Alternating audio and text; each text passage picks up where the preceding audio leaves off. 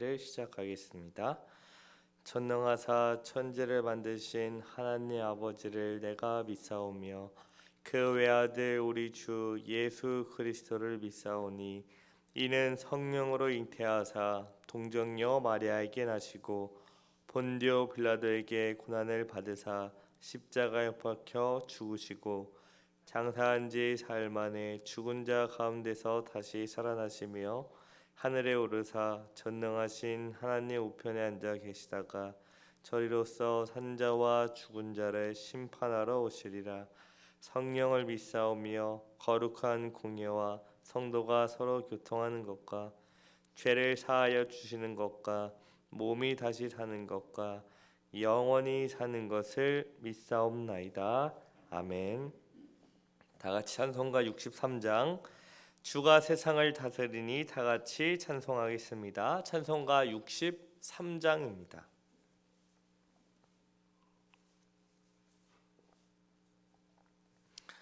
찬송가 63장을 다 같이 찬송합니다. 주가 세상을 다스리니 그 위엄이 넘쳐나고 그의 나라와 주의 영광 온 하늘에 가득하다.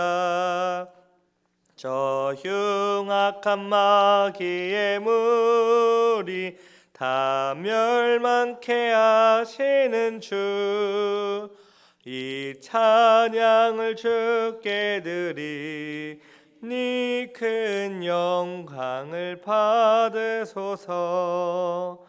주가 권능의 손으로서 이 세상을 창조하니 그의 놀라운 창조 솜씨 만 백성이 경탄하네. 저 하늘의 별들도 모두 주 영광을 나타내어 늘 돌보아 주시는 주께 큰 영광을 돌립니다. 주가 세상의 피조물을 인간에게 다 맡기고 순종하라는 말씀으로 그 권위를 주셨도다. 온 땅 위에 주님의 위엄 늘 넘치며 가득하니 그 나라와 주님의 영광 온 천하에 찬란하다. 기도하겠습니다.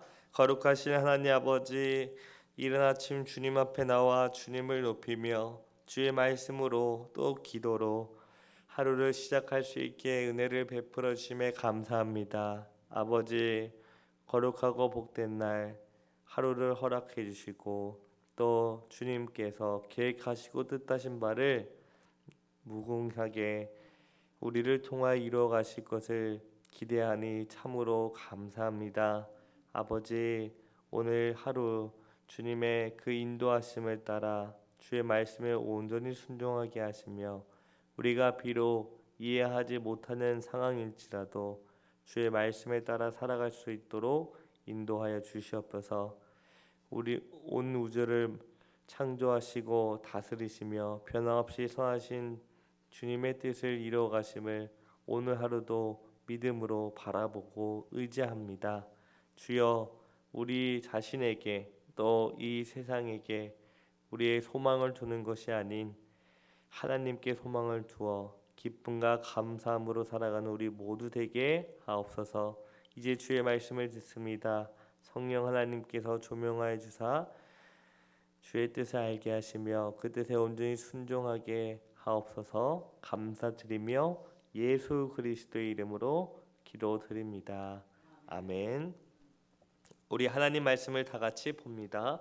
창세기 14장 17절부터 24절을 다 같이 보도록 하겠습니다. 구약성경 창세기 14장 17절부터 24절입니다. 창세기 14장 17절부터 24절을 제가 읽겠습니다. 아브람이 그돌라오멜과 그와 함께한 왕들을 쳐부수고 돌아올 때에 소돔 왕이 사회 골짜기 곧 왕의 골짜기로 나와 그를 영접하였고 살렘 왕 멜기세덱이 떡과 포도주를 가지고 나왔으니 그는 지극히 높으신 하나님의 제사장이었더라. 그가 아브람에게 축복하여 이르되 천지의 주제시요 지극히 높으신 하나님이여 아브라함에게 복을 주옵소서. 너희 대적을 내 손에 붙이신 지극히 높으신 하나님을 찬송할지로다 하매 아브라함이 그 얻은 것에서 10분의 1을 멜기세덱에게 주었더라. 소돔 왕이 아브라함에게 이르되 사람은 내게 보내고 물품은 내가 가져가지라. 아브라함이 소돔 왕에게 이르되 천지의 주제시요 지극히 높으신 하나님 여호와께 내가 손을 들어 맹세하노니 내 말이 내가 아브라함으로 치부하게 하였다 할까 하여 내게 속한 것은 실한 오락이나 들매끈 한 가닥도 내가 가지지 아니하리라. 오직 젊은이들이 먹은 것과 나와 동행한 아내가 에스골과 마므레의 분깃을 제할지니 그들이 그 분깃을 가질 것이니라. 아멘. 우리는 오늘 본문에서 아브라함의 낯선 모습을 보게 됩니다. 창세기 12장에 나타난 아브라함의 모습과는 너무나 다른 모습을 보게 될 텐데요. 창세기 12장에서는 아브라함은 어떻게 나타났습니까? 겁쟁이로 나타났죠. 14장에서는 그런데 용맹한 용사로 등장을 합니다. 아브라함이 애굽에 들어갈 때 아브라함은 자신의 생명을 부지하기 위해 자기의 아내를 누구라고 속입니까? 누이라고 거짓말을 하였습니다. 그러나 이제 아브라함은 자기 아내가 아니라 자기 조카를 위해서 자신뿐만 아니라 자기에게 속한 모든 부하들과 함께 그들의 생명을 개의치 않고 전투에 뛰어드는 12장과 너무나 다른 모습의 아브라함을 보게 됩니다. 오늘 본문은 전쟁 이야기입니다. 그런데 14장 이야기는 전쟁 이야기임에도 불구하고 얼핏 보면은 그렇게 재미가 없어요. 왜 그러냐면 아브라함의 전투 장면에 대해 너무 간략하게 정리되어 있기 때문이죠. 오늘 그 14장 14절부터 16절을 보시기 바랍니다. 아브라함이 그의 조카가 사로잡혔음을 듣고 집에서 길리고 훈련된 자 318명을 거느리고 단까지 쫓아가서 그와 그의 가신들이 나뉘어 밤에 그들을 쳐부수고 다메섹 왼편 호바까지 쫓아가 모든 빼앗겼던 재물과 자기의 조카 롯과 그의 재물과 또 부녀와 친척을 다 찾아왔더라. 아브라함이 어떻게 전쟁에서 승리하게 되었는지, 아브라함이 어떤 전술을 쓰고 상대방은 어떻게 대응했는지, 또 얼마나 이 전쟁에서 많은 사람이 죽었는지에 대해서는 아무런 언급을 하지 않고 이렇게 간략하게 정리되고 있습니다. 영어로 치면은 이미 다 끝난, 그리고 이미 결말을 보지 않아도 어떻게 끝날지가 뻔히 보이는 그런 아주 간단하게 끝나는 것이죠. 이것을 통해 우리는 창세기의 주된 목적이 무엇인지 알 수 있습니다. 창세기는 창세기를 읽는 독자들에게 어떤 재미있는 이야기를 들려주는 것을 목적으로 삼지 않습니다. 그렇다면 창세기는 우리에게 무엇을 알려줄까요? 천지 만물을 창조하시고 다스리시는 하나님과 하나님의 계획과 뜻이 무엇인지를 우리에게 알려줍니다. 특별히 하나님께서 족장들을 통해 하나님 나라를 어떻게 세우시는지를 우리들에게 알려준다는 것이죠.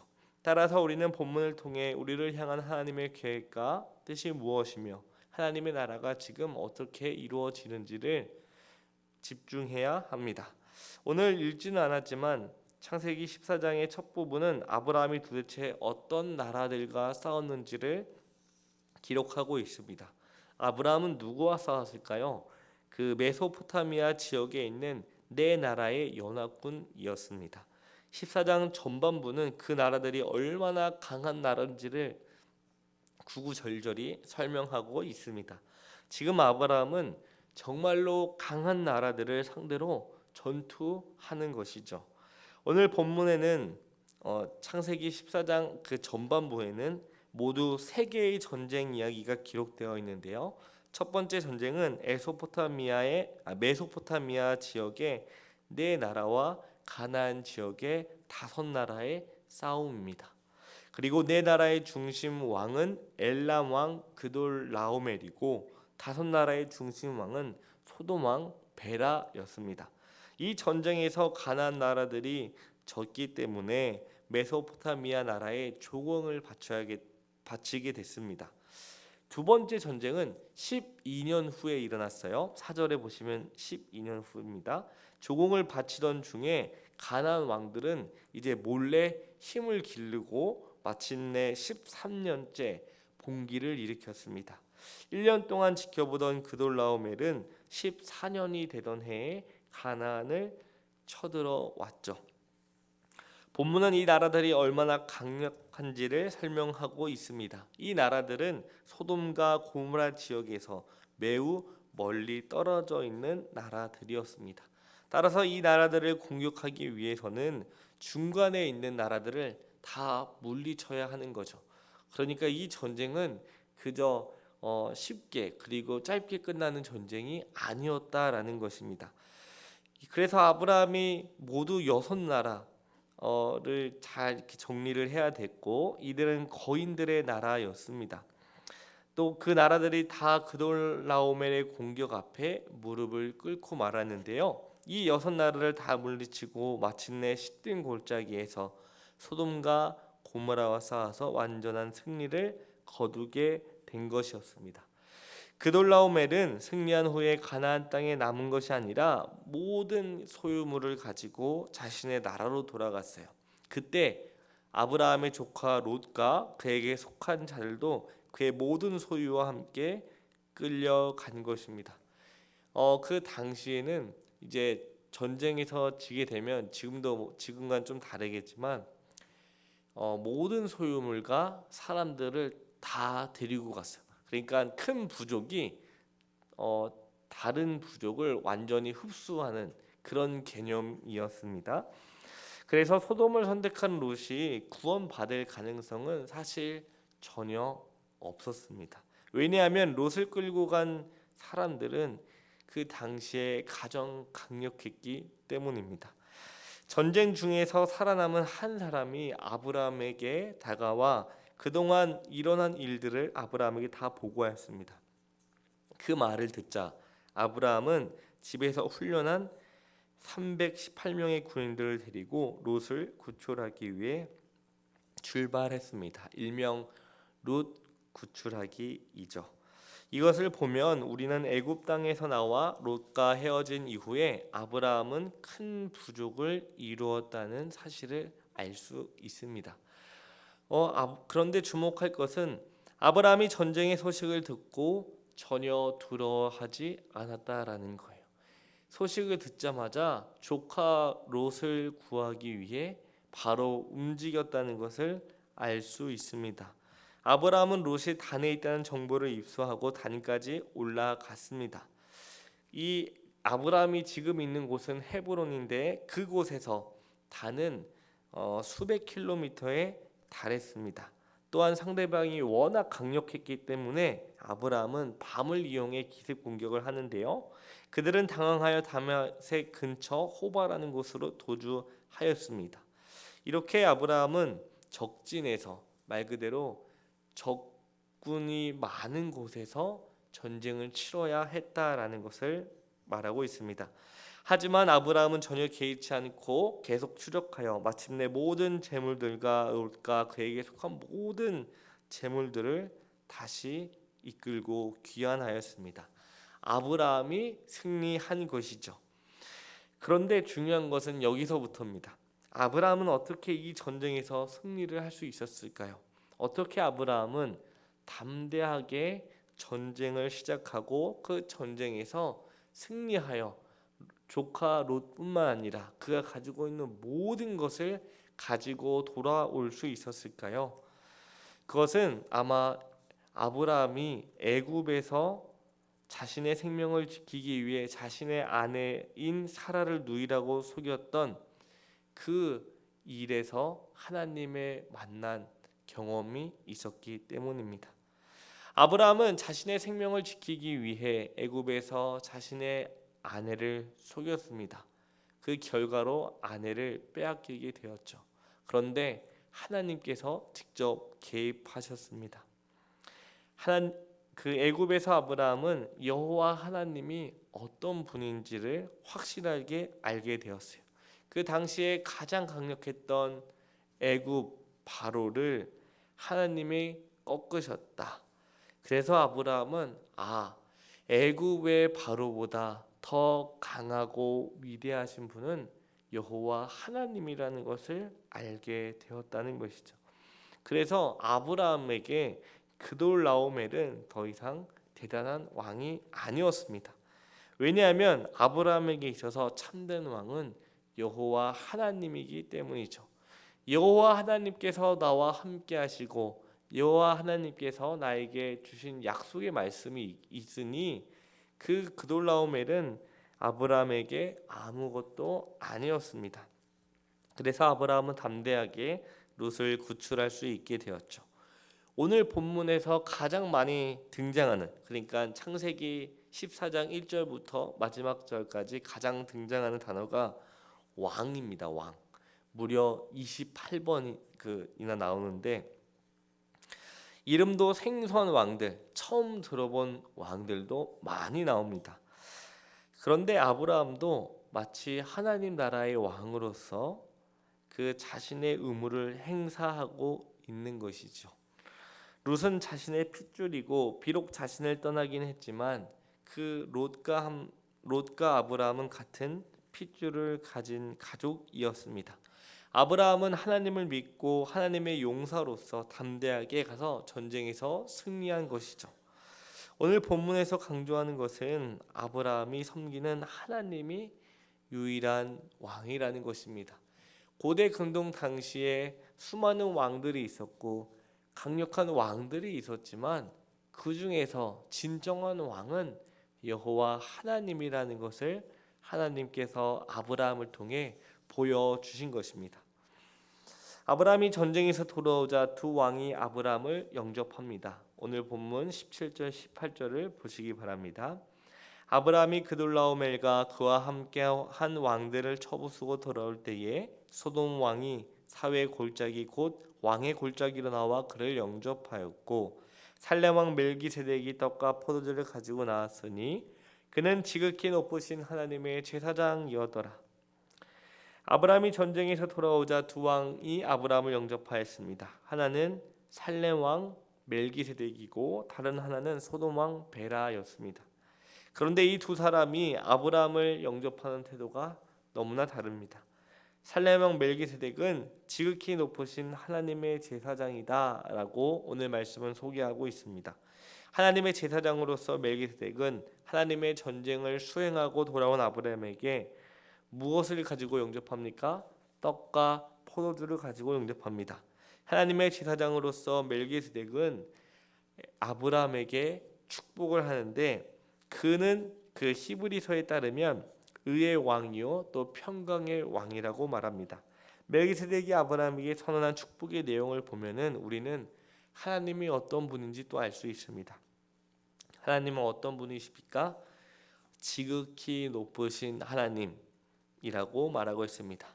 그리고 지극히 높으신 하나님은 천지의 창조주이시요 우리를 구원하신 구원자이십니다. 이것을 멜기세덱은 다음과 같은 찬송으로 노래를 하는데요. 19절 말씀입니다. 19절 20절입니다. 그가 아브라함에게 축복하이르되 천지의 주제시요 지극히 높으신 하나님이여 아브라함에게 복을 주옵소서. 너희 대적을 내 손에 붙이신 지극히 높으신 하나님을 찬송할지로다 하매 아브라함이 그 얻은 것에서 10분의 1을 멜기세덱에게 주었더라. 멜기세덱은 하나님의 제사장으로서 아브라함이 전쟁에서 승리한 이유를 분명하게 알고 있었습니다. 아브라함의 승리는 아브라함이 잘하거나 뛰어나서가 아니라 지극히 높으신 하나님께서 아브라함과 함께 하셨기 때문에 가능했다라는 겁니다. 멜기세덱은 이 사실을 알려주었어요. 아브라함에게 네가 318명을 데리고 전쟁에서 승리하고 조카 롯을 무사히 데리고 올 수 있었던 것은 지극히 높으신 하나님께서 너와 함께 했기 때문이다라는 것이죠. 이에 대해 아브라함의 반응이 놀랍습니다. 아브라함은 10분의 1을 멜기세덱에게 바칩니다. 이것은 11조를 멜기세덱에게 줌으로써 아브라함은 내가 전쟁에서 승리하고 돌아온 것은 나에게 있지 않고 지극히 높으신 하나님에게 있다라는 것을 보여주는 것입니다. 하나님께서 함께 하셨기 때문에 내가 전쟁에서 승리할 수 있었고 하나님께서 함께 하셔서 내가 얻은 것이기 때문에 당연히 하나님께 드리는 것이죠. 그런데 소돔 왕은 멜기세덱과 완전히 다른 모습을 보여줍니다. 멜기세덱은 떡과 포도주를 가지고 아브라함을 영접했지만 소돔 왕은 아무것도 가지고 오지 않았어요. 멜기세덱은 아브라함의 승리로 인해 아무런 혜택을 본 것이 없지만 반대로 소돔 왕은 자신들의 대적을 격파하고 소유물을 가져온 아브라함에게 큰 빚을 졌다고 할 수 있습니다. 그런데 지금 뻔뻔하게 감사의 표시 이런 거를 아무것도 하지 않는 것입니다. 오직 그의 관심은 아브라함이 가지고 온 그 물건들에만 관심이 있는 것이죠. 그래서 아브라함에게 이렇게 말합니다. 마치 물품은 너가 다 가지고 사람을 다 나한테 넘겨라. 지금 아브라함이 전쟁에서 승리하고 돌아왔고 모든 것을 다 가지고 왔는데 이 소돔 왕 베라는 너무나 뻔뻔하게 아브라함에게 요구하고 있는 것을 보고 있는 것이죠. 그러나 아브라함은 그 획득물을 자기의 것으로 생각하지 않았습니다. 그런데 소돔 왕은 아브라함이 목숨을 걸고 되찾아온 것을 자기 것인 것처럼 이렇게 행동하는 것을 볼 수 있게 되죠. 아브라함은 자기의 것을 챙기지 않겠다고 합니다. 다만 나와 함께한 이들의 몫을 챙겨달라고 하죠. 이처럼 아브라함은 자기 생명을 위해 자기의 아내를 팔았던 사람이었지만 지금은 어떠합니까? 하나님을 생각하고 자기와 함께한 사람들의 몫을 챙겨주는 것이죠. 그러나 아브라함은 자신이 부유하게 되는 것보다 자신을 누가 부유하게 하였는가, 그리고 내가 누구와 함께 하고 있는지를 더 중요하게 여겼다라는 것입니다. 그렇게 아브라함은 11조를 멜기세덱에게 바침으로써 자신이 얻은 모든 것은 내 것이 아니요 하나님의 것이다라고 선언하였습니다. 오늘 말씀을 통해 우리는 창세기 12장과 너무나 다른 그 아브라함의 모습을 살펴보았습니다. 이 아브라함의 전쟁 그리고 조카 롯을 다시 데리고 오는 이 사건을 통하여 우리는 지극히 높으신 하나님을 알게 되었죠. 놀라운 사실은 지극히 높으신 하나님께서는 아브라함과 함께 하신 것처럼 오늘 우리와도 함께 하십니다. 하나님께서는 계획하시고 뜻하신 바를 반드시 이루어 가지고 계시지요. 중요한 것은 내가 부유해지는 것보다 나를 부유하게 하신 분이 누구며 오늘 지금 나와 함께 하시는 분이 누구인지가 중요한 것이죠. 그것을 확실하게 기억할 때 우리는 우리가 가지고 있는 것에 연연해하지 않게 됩니다. 때로는 부족할 수도 있고 때로는 넘칠 때도 있지만 그것을 누가 주셨는지 분명하게 알기 때문이죠. 중요한 것은 무엇입니까? 지극히 높으신 하나님께서 나와 함께 하시고 나를 붙드시며 나를 인도해 가신다라는 것입니다. 그럴 때 우리는 서로를 돌아보고 다른 누군가를 헤아릴 수 있게 됩니다. 오늘 지극히 함께 높으신 하나님께서 우리와 함께 하신다는 것을 기억하시면서 오늘 하루도 거룩하고 복된 하루를 보내시길 바랍니다. 제가 기도하고 마무리합니다. 사랑과 은혜가 많으신 하나님 아버지, 오늘 아브라함을 통하여 지극히 높으신 하나님을 알려주시고 그 하나님께서 우리와 함께 하시며 여전히 변함없이 하나님의 선하신 뜻을 이루어가시니 감사합니다. 아버지, 오늘 하루를 살아갈 때에 우리가 무엇을 하며 어떻게 먹고 살까를 염려하기보다 우리와 함께 하시고 우리를 인도하시는 그 하나님을 바라보게 하시고 나보다 하나님을 더욱더 높이고 나는 내 것이 아니요 하나님의 것임을 기억하며 살아가는 우리 모두가 되게 하옵소서. 이제 주님 앞에 각자 나아갑니다. 우리의 모든 필요를 아시는 아버지께서 부족함 없이 채워주시며 우리가 하나님으로 인해 만족하고 하나님으로 인해 기뻐하는 우리 모두 되게 하옵소서. 감사드리며 이 모든 말씀 예수 그리스도 이름으로 기도드립니다. 아멘. 하늘에 계신 우리 아버지여, 이름이 거룩히 여김을 받으시오며 나라 임하옵시며 뜻이 하늘에서 이룬 것 같이 땅에서도 이루어지이다. 오늘날 우리에게 일용할 양식을 주옵시고 우리가 우리에게 죄진 자를 사하여 준 것 같이 우리의 죄를 사하여 주옵시고 우리를 시험에 들게 하지 마옵시고 다만 악에서 구하옵소서. 대개 나라와 권세와 영광이 아버지께 영원히 있사옵나이다. 아멘.